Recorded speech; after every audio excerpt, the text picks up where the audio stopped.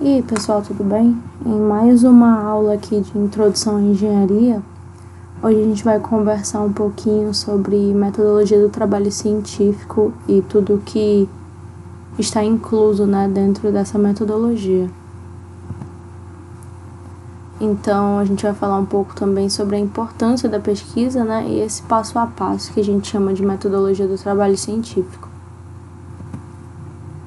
Primeiramente, uma contextualização. Lá no século XVII, a civilização começou a sofrer algumas alterações em relação à forma de pensar. Então, antes disso, a civilização ela era muito levada principalmente pela questão religiosa. E quando a razão passou a ter mais... passou a aparecer mais, digamos assim, a forma de chegar a conclusões mudou, E ali iniciou-se o nascimento da ciência moderna e aparecimento daquilo que convencionou chamar de tecnologia. Então, todas as conclusões, como o nosso local no universo, como a forma que as coisas funcionam, como a natureza funciona, passou a ser algo principalmente pesquisado e definido, e não só dotado como forças estranhas, forças de fora da natureza, digamos assim.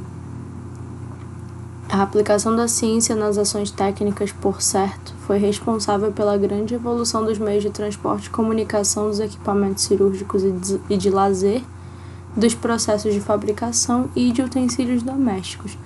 Então a sociedade ela passou a evoluir junto à ciência e à tecnologia. As coisas funcionavam de uma forma diferente, de uma forma mais rústica, e fomos evoluindo de forma a chegar no momento que a gente se encontra, com as evoluções que temos hoje em dia na sociedade. Bem, e a sociedade moderna, ela é altamente dependente dos resultados da ciência e da tecnologia. Essa sociedade moderna somos nós. Em tudo que nós fazemos no nosso dia a dia, nesse momento nós estamos mantendo as nossas aulas, por exemplo, por meio de equipamentos eletrônicos. Esses equipamentos eletrônicos, que podem ser computadores, celulares, são dotados de várias peças, de diversos materiais encontrados na natureza e transformados até chegar nessa forma de comunicação que a gente conhece. Outras coisas mais básicas, por exemplo, eu consigo me manter diversas horas sem energia elétrica porque as coisas que eu uso têm bateria. E essa bateria normalmente hoje em dia é feita de lítio, por exemplo. A função que a tabela periódica tem no nosso dia a dia é de listar esses materiais e os seus usos, e diferenciar pelas suas formas e seus usos, e que nos trouxeram até o momento que a gente se encontra na sociedade de formação de estruturas tão diferenciadas e de funções tão positivas para nós. Então, praticamente tudo que se faz hoje tem relação direta ou indireta com a ciência e a tecnologia. As tarefas diárias seriam extremamente dificultadas sem as contribuições da ciência e da tecnologia. Por exemplo, como ele diz aqui, assistir TV, ler uma revista, surfar. Hoje em dia até revistas já estão obsoletas, porque a gente consegue ver uma revista virtual, mas antes disso, só o fato de você conseguir imprimir alguma coisa já era uma grande representação do que era a tecnologia. Antes disso, antes de ter a impressão em si, mas só o fato de a gente conseguir produzir papel, por exemplo, e repassar uma informação para alguém, já era um grande avanço tecnológico também. E mesmo assim, poucos compreendem o que esses avanços, são e o que eles representam. E aqui a gente tem um resumo sobre o que é ciência e o que é tecnologia. A ciência é o conjunto de atividades e conhecimentos humanos que visam observar, experimentar, explicar e relacionar os fenômenos da natureza, criando leis, teorias e modelos cada vez mais gerais. As ciências naturais precisam ser testáveis, reproduzíveis e falíveis. Então, todo maquinário e tudo que a gente tem passa, de algum momento, por um teste científico, A ciência ela está aí para fazer esses testes e trazer para nós, na sociedade, materiais utilizáveis por meio da tecnologia que é a ciência aplicada. Então, a ciência é o primeiro passo, você pesquisa, você testa, e na tecnologia você coloca em algum material físico utilizável. A ciência ela se dirige diretamente aos pares que a julgam e que, chegando a um consenso, transformam em verdade. E a tecnologia se dirige diretamente a clientes, pessoas físicas, empresas ou a própria comunidade científica, e a sua verdade consiste nas viabilidades técnica e econômica de um estudo. Existe a concorrência da pseudociência versus ciência, que no caso é a má ciência e das nossas crenças mais arraigadas em nossa forma de pensar. Então, quando se faz uma pesquisa, quando se fala de ciência, o senso comum precisa estar a quilômetros de distância dessa ciência. O senso comum ele é importante como ponto de partida, mas no momento que a gente permite que esse senso comum atrapalhe o nosso pensamento crítico, ele atrapalha a ação da ciência. Então, costumeiramente tomam o lugar das ciências as formas alternativas de enxergar o mundo, baseadas em crenças e dogmas calcados em experiências do cotidiano e em nossas esperanças do dia a dia. Hoje em dia nós sabemos, por exemplo, que a medicina tradicional e indígena, ela soma em muito no nosso dia a dia e nas pesquisas científicas, mas tudo ali foi feito por meio de experimentação. Pense dessa forma. Toda vez que os índios encontram algum material que possa ser usado como medicamento, foram feitas diversas tentativas e erros. E mesmo assim ainda podem ter observações que eles não conseguiram chegar. Então, mesmo tendo esse conhecimento tradicional, é necessário esse método científico para encontrarmos todas as nuances dentro de uma pesquisa e dentro dessa ciência, né? Como dito por Carl Sagan, a ciência está longe de ser um instrumento perfeito de conhecimento. É apenas o melhor do que temos. Carl Sagan, ele é muito conhecido por uma série chamada Cosmos. Ele é um pesquisador conhecidíssimo, renomadíssimo. Eu indico, inclusive, assistir essa série. E a ciência na engenharia? A ciência e a tecnologia são mais complexas do que o cotidiano. Em alguns momentos são tão contrários ao senso comum que necessitam de análises mais rigorosas para fazerem sentido. O engenheiro não trabalha apenas com a tecnologia, que seria ação empírica concreta, mas também com problemas que dizem respeito ao desenvolvimento científico. Então, o nosso curso ele é considerado, pertencente à Faculdade de Tecnologia. Somos um curso de tecnologia, somos um curso de ações práticas, mas ao mesmo tempo dependemos ali da ação científica que vem prévia ao nosso trabalho. E mais do que prévia, somada ao nosso trabalho, na verdade. Então, quando você está aqui na sua formação de engenheiro, você tem diversas áreas a seguir, inclusive dentre elas a área de pesquisa, que fomenta, tudo o que a gente coloca em prática na engenharia. Alguns métodos construtivos que há muitos anos atrás eram desconsiderados, na verdade, hoje em dia já se tornam realidade por conta dessa pesquisa, Universidade de pesquisa. A universidade é uma instituição que abrange várias escolas de nível superior, incluindo graduação, mestrado, doutorado e etc. Para essa denominação é necessário atualmente ter cursos em todas as áreas do conhecimento humano. E ela não só ensina como produz conhecimento. E isso é um ponto que eu já havia conversado com vocês há um tempo atrás. A universidade ela reúne 3 pilares de ensino, pesquisa e extensão. Então, você não pode autodenominar algo como uma universidade se você só tiver um desses pilares. Então, você precisa do ensino, que é aquilo que nós estamos na nossa graduação, você precisa de pessoas ligadas à pesquisa e você precisa fazer projetos de extensão, que, como eu já expliquei a vocês, é uma tentativa de devolver para a sociedade todo esse investimento dado pela universidade, É quando a gente vai colocar os nossos esforços em prática. Então, ela não só ensina como produz conhecimento. Todo o passo a passo está dentro da universidade. E a contribuição do estudante de engenharia. Estudantes de engenharia podem contribuir para o desenvolvimento da ciência e da tecnologia por meio de uma formação profissional consistente, de uma conscientização das necessidades da sociedade em que vive e de uma visão realística de uma perspectiva de futuro para a humanidade.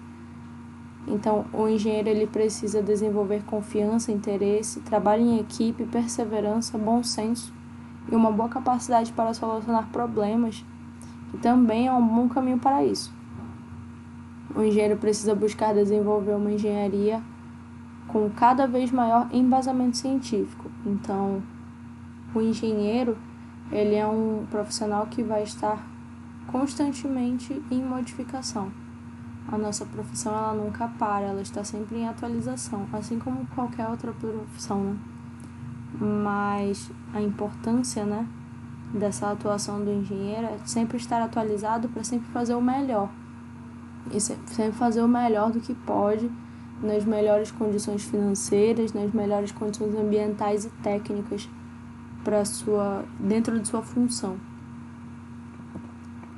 E o que é essa pesquisa, né? Ela é o conjunto de investigações racionais, operações e trabalhos intelectuais ou práticos que objetiva a criação de novos conhecimentos ou a invenção de novas técnicas e a exploração ou criação de novas realidades. Busca minuciosa e com o intuito de averiguar um evento, uma hipótese, um fato ou uma ideia.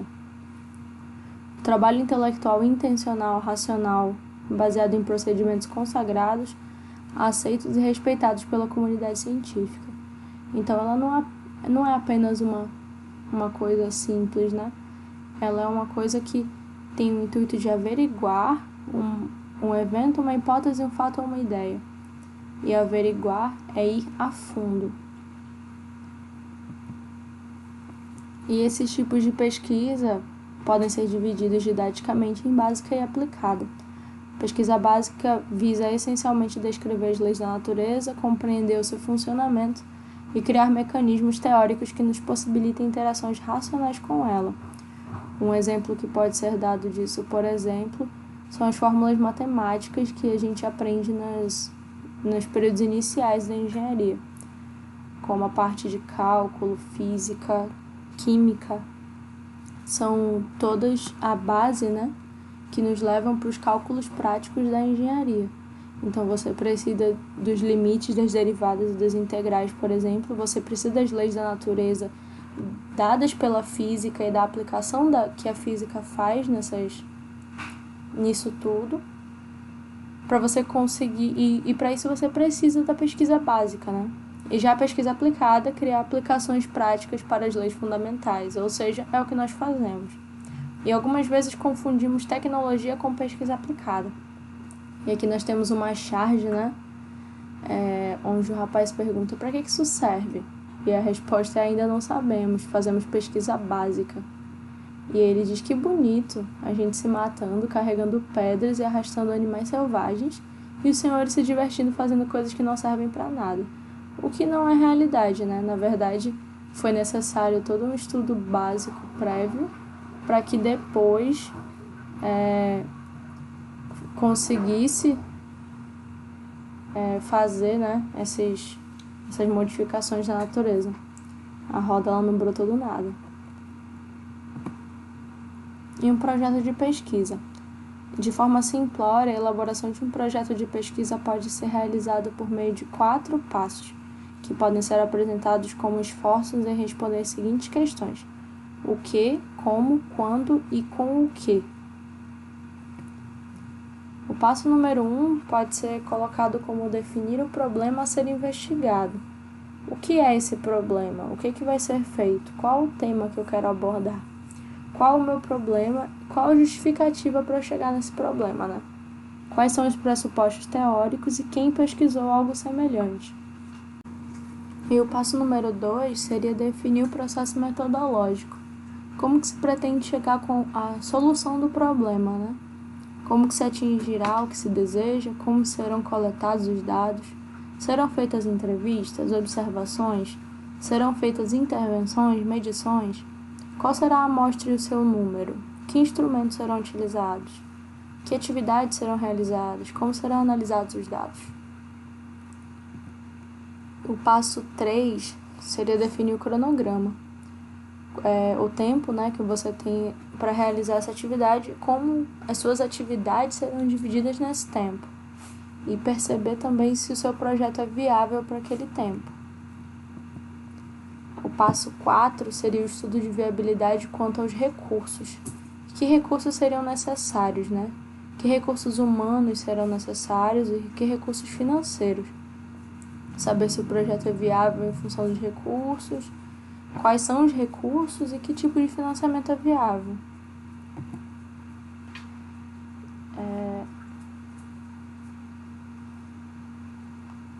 O processo que possibilita questionar e manipular a realidade com o objetivo de dar condições e orientações que facilitem o planejamento seria o método científico. A investigação, a formulação de hipóteses e a análise dos dados para a pesquisa científica. O objetivo é reduzir os diversos tipos de interferências pessoais, emocionais e ou culturais que podem surgir na observação e experimentação dos fenômenos de estudo. Então, o objetivo do método científico é ser tão minucioso a ponto de não deixar o seu ambiente te atrapalhar, né, na forma que você está pesquisando. E o método científico ele pode ser indutivo, dedutivo ou hipotético-dedutivo. No indutivo, parte de dados particulares suficientemente constatados e infere-se a uma verdade geral ou universal. O dedutivo parte do geral para chegar no particular, do universal para chegar ao singular. E o hipotético dedutivo tem por preceito colocar os conhecimentos já existentes em questionamento, para surgirem novos conhecimentos.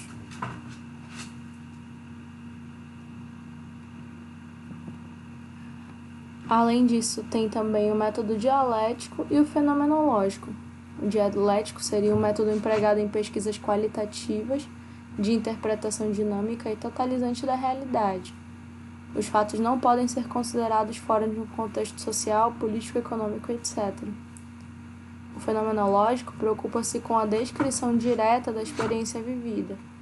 Os objetos deste método são dados absolutos apreendidos da intuição pura, com o propósito de descobrir estruturas essenciais dos atos e das entidades objetivas que correspondem a elas.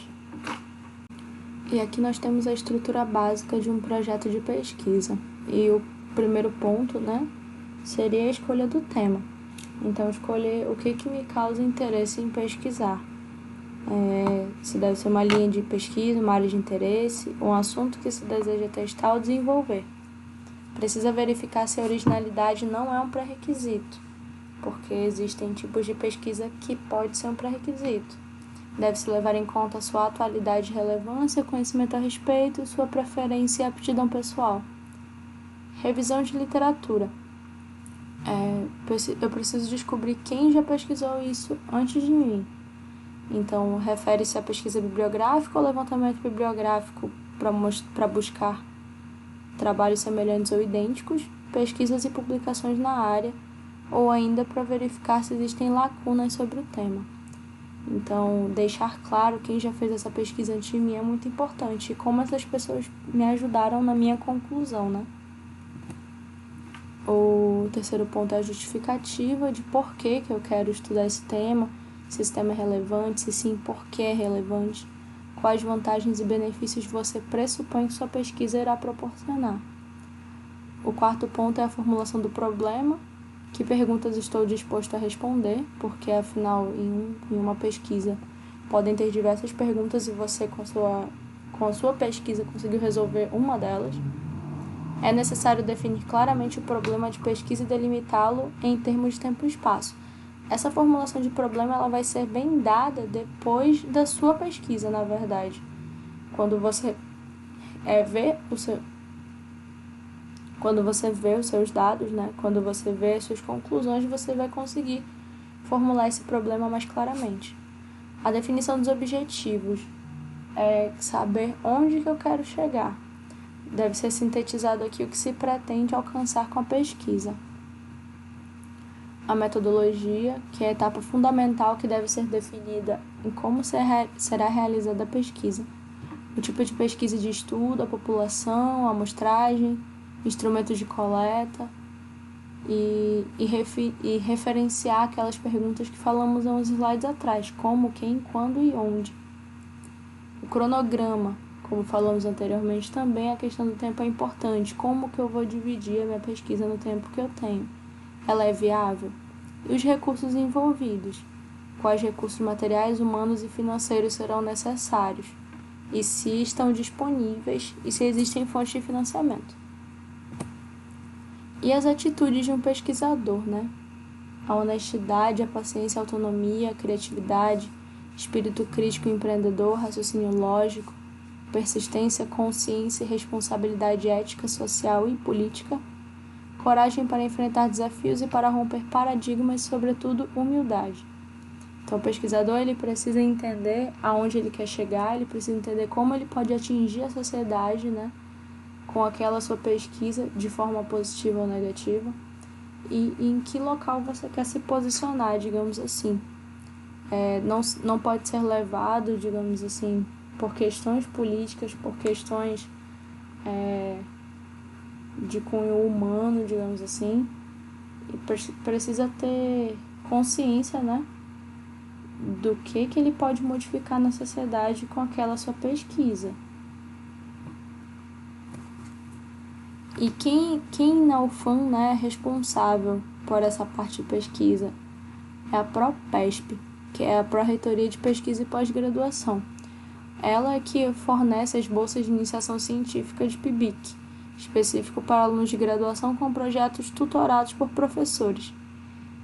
Além disso, né, ela organiza grupos de pesquisa, programas de pós-graduação, estrito sensu e lato sensu. E na UFAM tem alguns centros de pesquisa de acordo com a unidade acadêmica, né, e alguns exemplos foram colocados aqui, como o Centro de Desenvolvimento Energético Amazônico, o Centro de Tecnologia Eletrônica da Informação, CETELE, que pertence à Faculdade de Tecnologia, e o Centro de Ciências da Amazônia, CCA, que pertence à Faculdade de Ciências Agrárias. E aqui algumas fomentadoras, né, de pesquisa, que são o CNPq, a FAPEAM, alguns fundos setoriais, que vão depender muito do setor, né, onde você se encontra e onde é que você quer fazer essa pesquisa. Porque alguns desses setores, às vezes, eles procuram alunos que queiram fazer aquela pesquisa por uma necessidade do setor. Enquanto isso, a FAPEAM e a CNPq fomentam, né, a pesquisa no âmbito geral da universidade, são as principais. E por último, eu gostaria de deixar 2 atividades aqui. Primeiramente, escolher um dos passos da metodologia do trabalho científico e exemplificar e dizer como que você faria esse passo. E o segundo, que é um pouco mais complexo, que seria pensar em um tema para pesquisa dentro da engenharia civil, que te cause interesse e sem saber antes, né, se já foi feito ou não, mas que te cause interesse. E aplicar esses passos 1 e 2, que seria fazer a pesquisa, descobrir se essa pesquisa já foi feita, toda essa parte que seria o início, né, de um projeto de pesquisa. E é isso, gente. Muito obrigada pela atenção e até a próxima.